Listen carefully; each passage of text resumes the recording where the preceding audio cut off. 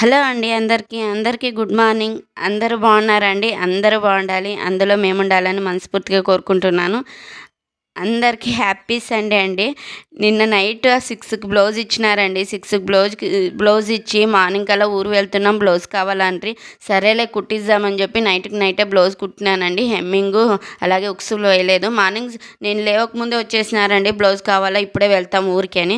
సరేలే అని చెప్పి వేసినాను, ఉక్సులు వేసి ఇచ్చానండి. ఇస్తే ఒకటే ప్రాబ్లం అండి, నాకైతే నిజంగా చాలా బాధ అనిపించింది. ఇంత కష్టం పడి రాత్రే కుట్టిస్తే వాళ్ళు మార్నింగ్ డబ్బులు ఇవ్వకపోతే ఎలా అనిపిస్తుందండి?